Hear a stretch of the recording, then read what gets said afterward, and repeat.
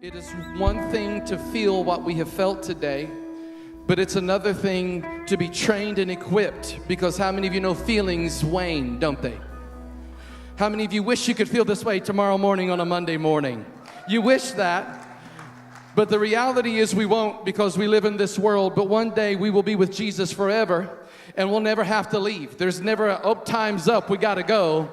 It's just always in the presence of God. I look forward to that day. I look forward to that moment. But right now we've been in a spiritual warfare, a significant spiritual warfare. And last week I preached to you, I talked to you about this spiritual warfare. And how many of you have even noticed that even since I preached, maybe it didn't necessarily decrease the amount of spiritual warfare. You left here maybe encouraged, and you were, provided a little bit of fuel for the fight, but the fight remains and it rages on. How are we as God's children, as God's people, going to survive this? And I'm not talking about barely escape. I'm not talking about crawl out barely alive. I'm talking about coming through the battle intact, still with your wits, still with your power, still with your authority. How many of you want to do more than just barely survive? You want to thrive the assault of the enemy. The assault of the graves that come into your life. And how can people walk through this intense warfare and come out of it unscathed? How can we walk through tragedy and walk through trial and not be taken down and out? We must be mighty on the inside. There must be an inner strength, a grit. There has to be a perseverance in us. How can we be strong on the inside? And sometimes we got to step back and ask ourselves, what is inside of us? Too many Christians these days, a little bump in the road trips them up and causes them to stumble, and they go back to their sin, they go back to their vomit like a dog. But I'm talking about a people who come hell or high water, there's no grave that's going to stop them, that's going to keep them down. In 1 John chapter 4, verse 4, it says, little children, you are from God and have overcome them. For he who is in you is greater than he that is in the world. Little children, you are from God and you have overcome them. Overcome the grave. Overcome whatever you want to name that thing. For he who is in you is greater than he that is in the world. A close friend of mine went to court this past week, and they were nervous because they had to stand before a judge. Even if it's a minor offense, it's just a traffic violation, you just feel a little bit of anxiety. You have to go through the process of being patted down. You have to go through security. You have to go through these things, and it's just a little bit nerve-wracking. Why in the world do we feel so much insecurity, a little bit of fear when we're, have to go stand before a judge? Because we know what that judge represents, and they represent authority, right? A simple yes or a no, a signature or not a signature, a gavel that hits the desk can change your life. And I want to say to you today, right now, we are people of an authority. We have an authority inside of us, and we need not fear and need not be intimidated anymore, because greater is he who is in us than he that is in the world. We need to recognize what kind of authority we actually have in Jesus Christ. We are greater than we think if we are in Christ Jesus, and we are equipped for warfare. We are equipped for warfare. 2 Corinthians chapter 10, for though we live in the world, we do not wage war as the world does. The weapons that we fight with are not the weapons of the world. On the contrary, the weapons that we have, they have divine power. Say divine power. To demolish strongholds. And we demolish arguments and every pretension that sets itself up against the knowledge of God.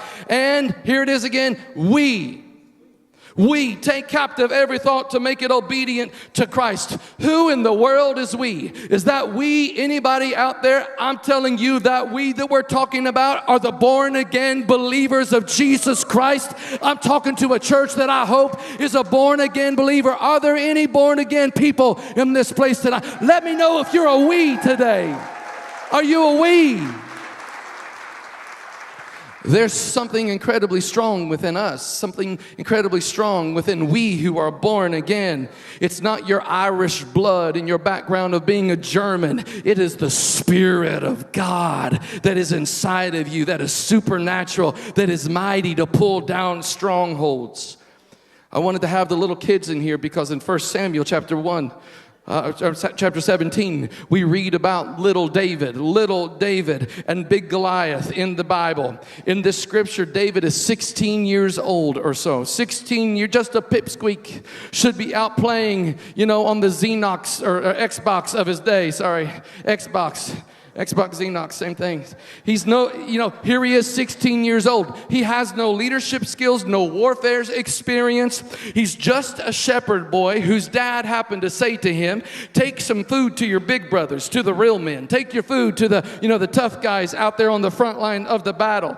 David shows up to that front line and he discovers something. He finds when he gets there that the Philistine armies are on one side and that the armies of God, the Israelites, are on the other side. And he begins to hear the threats of this behemoth named Goliath. Every day, Goliath steps out from the battle lines and he declares amongst all of Israel, and he says, instead of our armies fighting, why don't you send out one mighty man, send out one strong person from your armies and have him fight me. Goliath is no little foe. He's 9.5 feet tall. He'd been trained as a warrior since he was just a little boy, and every time he steps out to face Israel, the camp and the army and the men of Israel shudder and they cower in fear. In other words, Goliath is very intimidating. Can you identify a Goliath in your life right now?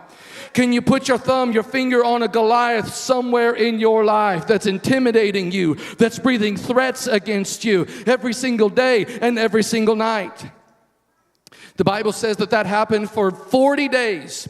It was a 40-day scenario of Goliath opposing and intimidating the armies of God. For 40 days, every single morning and every single night, he would come out before the armies of God and oppose them. How many of you have found it seems like the moment you wake up, there's the devil showing his ugly face, trying to intimidate you in the morning and then try to get you at night, and you're just trying to endure the day. See, there are these graves that we find ourselves in, and we have to have a strength to rise up out of these things. And every day, I can picture it, the armies of the Philistines, the armies of Israel lining up, and they begin to do their chants, and they begin to stomp their feet and clap their spears against their shields. And Goliath shows up, and he threatens them, and though they cower and they run away in fear every time, then little David shows up at the same time. Goliath is breathing those threats, and David says this. He says this crazy thing. What will be done for the person who kills this Philistine? You may think, what, is he in this for himself? Is he arrogant? Does he have some issue of pride? As a matter of fact, no, he doesn't, because we know that he is a man who has a heart after God himself. What will be done for the person who kills this Philistine? Seriously, every man of war who had been training for war their entire life shows up in Israel and they're running away. But a shepherd boy shows up and says, what's the reward? I think there's a wanted poster for this guy. I think there's a reward. I think he's on God's top 10. What kind of person would ask a question like that? A little 16-year-old boy, what kind of fortitude, what kind of inner strength, what kind of a person do you have to be to confront a Goliath, a behemoth like that? It was a reflex response. David didn't see Goliath and then go back to the field and think about it for a little bit and wrestle with it and look at his surroundings and say, you know what, I'm really tired of working where I work and dealing with the sheep that I deal with. I think I'll go back and, he'll probably kill me, but maybe I'll get a chance of getting out of this field, a chance of getting out of this job that I don't like. It wasn't that. He didn't go back into his shepherding. He didn't go back into his job. A reflex response came from somewhere inside of him, and he said, I'm going to remove this beast, this giant, this enemy. What's going to be done for me? And I want to stop and remind you right now, because some of you think you've got this misunderstanding that there are no rewards, that we shouldn't be seeking benefits in the kingdom. I want to say to you right now, there are benefits and rewards to killing giants in your life. There are good things that God will bring into your life if you'll start addressing the devils. There are spoils of victory. There is plunder to gain. And if you think reward and gain is ungodly, you don't understand heaven itself itself is a reward for the righteous. Streets of gold, gates of pearl, and a king who will give us crowns. Come on, somebody. The Bible says mansions are awaiting you. Sounds a little bit like a reward to me. But there is no greater reward than bowing down at the feet of Jesus. David goes on. He goes to Saul and he says, let no one lose heart anymore because of this Philistine. I will kill Goliath. And we know, in fact, he does do that. He kills him. Then move forward to 1 Samuel chapter 30. David now has a band of soldiers. He has his own army. He has 600 mighty men. He is a tested warrior now. He's taken down Goliath and he's taken down cities, and he returns from battle to this city called Ziklag. Upon returning to Ziklag, they look, him and his mighty men, and they can see the smoke rising from the city. The city had been burned to the ground, and all of their wives and their children were taken captive. And the Bible says that David and his men wept until they had no more strength left to weep. Then the men picked up stones and they talked of stoning David to death. Are there people in this place right here, right now? And let's just be honest. You've looked over the landscape of your life and things seem to be up in smoke. You've looked over the landscape of your relationship and things seem to be burning down to the ground. And somewhere along the line, you lost your kids, you lost your spouse, you lost your sanity, you lost a lot of things, and you felt like weeping until you had no more strength to even weep anymore. Have you ever been there? You've been there before? I've been there before. It says David was greatly distressed in 1 Samuel chapter 30 verse 6. David was greatly distressed because the men were talking of stoning him. Each one was bitter in spirit because of his sons and his daughters, but David found strength in the Lord his God. The New King James Version says David encouraged himself in the Lord. He's been out doing the work of God. He's been attending church, tithing, serving in kids ministry, all of the things he's supposed to be doing, staying in his word. And he comes home and he finds his own family gone. His houses are burned to the ground. His closest friends now have turned and they have stones in their hands, ready to kill him and take his life. He was greatly distressed, but David has a great secret. David encouraged himself in the Lord. It doesn't say he went to Pastor Paul for an encouraging word. It doesn't say he put on his favorite worship music to feel a little bit better. He didn't go to his psychiatrist. He encouraged himself or was strengthened in the Lord his God. Who encouraged David? David encouraged David.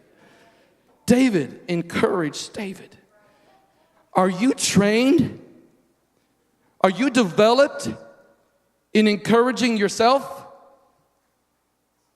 Or are you really good at participating in the molly grubs? Do your friends call you Eeyore as your nickname? Now here he is. David's in his late 20s. He learned the secret as a young man that if you want strength from the inside, you got to go to a secret place. He learned in the fields when he was just watching time pass. He learned to find himself in a secret place, a secret meeting with God where inner strength would be supernatural and divine. I said it a moment ago when I read the scripture that the strength that we get from God, the weapons that we fight with are divine. They are divinely supernatural, and you can use those divine supernatural weapons to overcome enemies and overcome graves that other people can't seem to find themselves out of. Am I preaching? Are you receiving? I pray you're anointed to hear this today. What are we being cowardly about? What are we not facing that we need to face? What are we scared of? What are we not addressing that we need to address? God wants us mighty on the inside so that we can overcome, so that we can endure. There is a well from which we get to draw as born-again believers. We have this amazing well for our soul that is mostly left untouched and untapped and uncovered, and because of that, it leaves us weak and feeble and parched. Spiritually, inner strength, inner might. Do you know that this inner strength that you have or do not have will impact everyone around you in your life? Do you recognize that? Proverbs chapter 24, verse 10. If you falter in times of trouble, how small is your strength? What an encouraging word. If you falter in times of trouble, how small is your strength, and yet you can see it all around you. You can watch it on Facebook, a little bit of bump in the road, and somebody's back to their drugs, someone's back to their adultery, someone's back to their bitterness, someone's back to their unforgiveness. How small is your strength? Aren't we to be the kind of people that if right now, today, the kind of persecution that China is enduring came against us, we keep standing for truth and righteousness? Aren't we the kind of people that if someone gets on Facebook today and lashes against us and said, look at a bunch of crazy holy rollers, that's going to stand up and say, I know what I felt and I know my God and He is real? Are we the kind of people that's going to back down, or are we going to be the people that stand up? My friends, opposition equals strength. So press on. Press on. Press. Press. We cannot remain a babysitting club as a church. We cannot remain a consumer mentality of pastor, preach the sermons I like, sing the songs I like, make the temperature exactly what I like. We've got to be a producing church, right? Isaiah 64 verse 7 says, ask this, where are those who will stir themselves up to take hold of God? I believe that question still is good today. Where are those who will stir themselves up to take hold of God? We live in a culture that only does what it feels like doing. Have you noticed that? Have you? That we only do what we feel like doing? There's a lot of people don't feel like going to work. Right? There's a lot of people don't feel like working on their marriage. There's a lot of people who just, don't feel like, they feel like sleeping in. They feel like whatever. They feel like eating. We don't grow strength with feelings. Do you hear me? We grow strength by disciplines, by resistance, by pursuit, by implementing things into our life that will help us grow. How will you endure? How will you have the strength to endure and to overcome? By an inner strength that is developed intentionally. Intentionally. That means on purpose. A friend of mine is working to let God do some much needed rewiring in his life. And I asked him this week in a text, I said, what are you struggling with? And he said, faith. Struggling with faith. Is this all real? Is it worth it? Et cetera, et cetera, et cetera.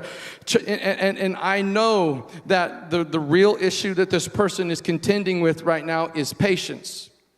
They've got a real patience problem.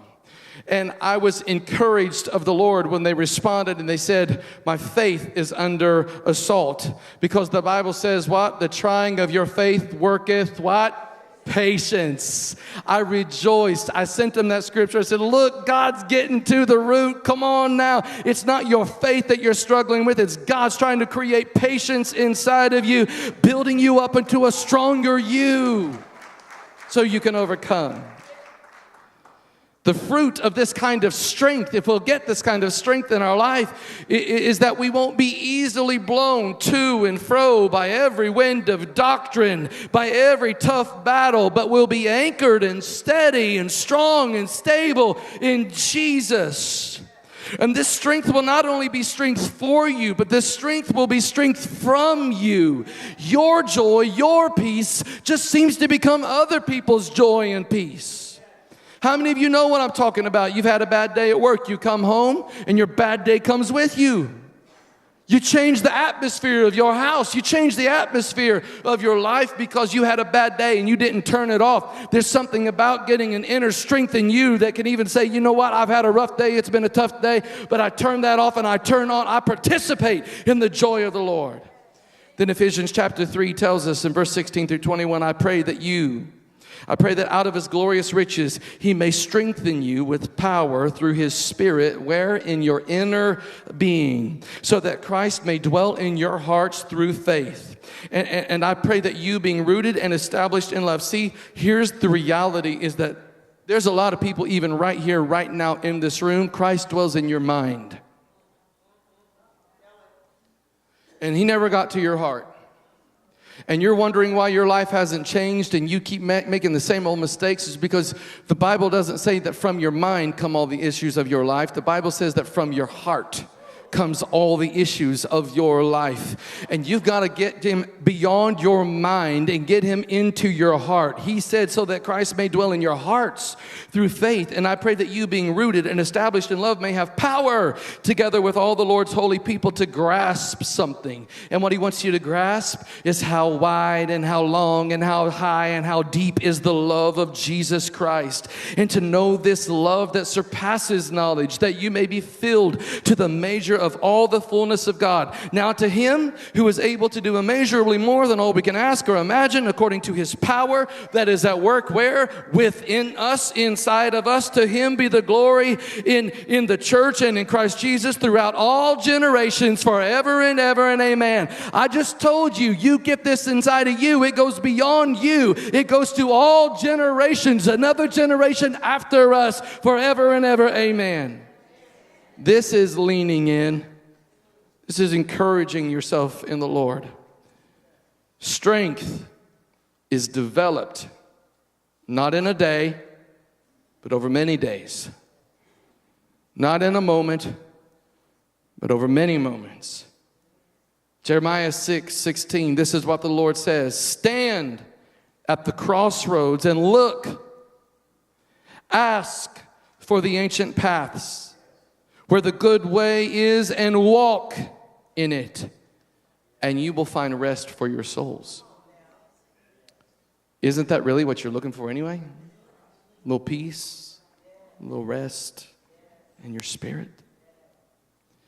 Wednesday night, I said this just before we introduced Hal Santos. I talked about just simply having done all to stand, keep standing. Stand firm, stand. Stand, the scripture says stand. It's stand and look. Pause for a minute and look around. It's evaluate. Take a moment to evaluate. Ask questions like this of yourself. Stop for a minute. Stop what you're doing and just ask some questions of your life. If I keep going in this direction, will I like where I'm going to be 5 years from now? Will I like where my relationship with God's going to be 6 months from now, where my marriage is going to be? Am I happy with my relationship with God, with my people, with my spouse? Stand, look, ask. Show me the ancient ways and then walk into it. And when you are at these crossroads, you have a couple of options of what you can do when you stand and you look and you ask and you walk. You can do this. You can turn right. You can turn left. You can go forward. You can even go back. There are some things that you may need to go back to.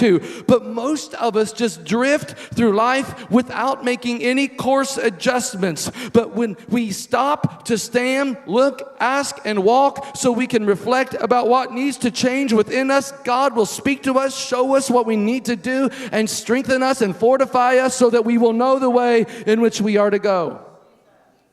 Take stock of your life. Am I hearing his voice correctly? Am I flowing in supernatural power? Am I loving my spouse? Am I loving God, fulfilling the purpose for which I was born? How can we become people of such inner strength that we're able to overcome? I love what we just felt. But the reality is, if you base everything on how you feel, if you think tomorrow that you're always going to feel that high, my friends, it's just simply not true. And I want you to grow into the fullness of maturity. There are some things that you may not feel. There are things you just need to know. And I did not say things you need to know. I said things you need to know. Things you need to know. I'm going to tell you, walking through some of the fieriest fires of my life made things get from here to here. Things I believed about the goodness and the grace and the mercy of God that I could preach and say with my words, I now believe. Having walked through divorce, having walked through loss, having walked through all these things. Somebody's got to get some inner strength inside of them and not cry and whine every time a little resistance comes. Somebody has to press press, press, press, press on. So today we stand. We look, we ask, and we walk. Let me give you a major key to unlocking this in your life, so that you won't leave here keyless. I don't want to send you out here and say, go drive to where God wants to take you. And you walk out there and go, I don't know how to start it. I don't have the key. I don't have the access. I don't have the authority. I don't have the pass to do this. You want the key? Here it is. It's an old-fashioned word, but it's still good for today, called consecration. It's called consecration. It means this. It means all in. It means holy. It means set aside. It means not for everyday use. A consecrated life is given to one thing, the lordship of Jesus Christ. And in fact, the reality is most Christians do not ever do this. They never fully consecrate their lives. They give them a little bit when they're in a mess. They give them enough just to get up out of their mud, but they never give themselves all of their life. If you give all of your life, He doesn't just get you out of mud, He keeps you out. He sustains you. And so I want you today to get so consecrated and given fully to the Lord that there's nothing left of you. See, you get strong when you walk with God, but you really aren't walking with God until you fully let go of everything else in your life. Consecrate. What was our big vision for this year? 2019 is a what? Great year. But if we stop there, you're going to fall for something. You're going to fall for a trick. You're going to think that this great year is about you. The fullness of that word that the Lord spoke to us, which I do believe He has great things for you. I think He's got great things for me. But the fullness of that word is that we were to focus on two things, the great commandment and the great commission. The great commandment is this: love God with all your heart, soul, mind, and strength. In other words, be consecrated. Consecrated. If we don't get love God first, nothing else will work for us. Nothing else. Strive away, my friend. Work more hours.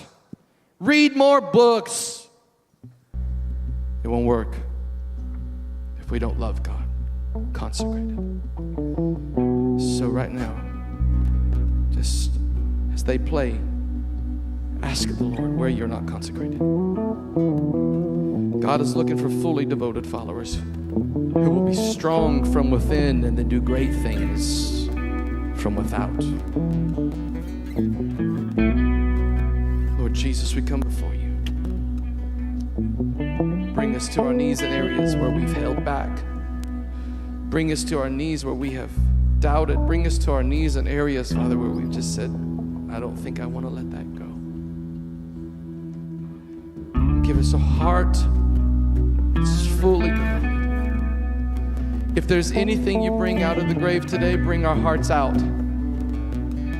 Bring our hearts out in Jesus' name. Bring our hearts. Bring our hearts out. Bring our hearts out, Jesus. Just speak with the Lord for a moment.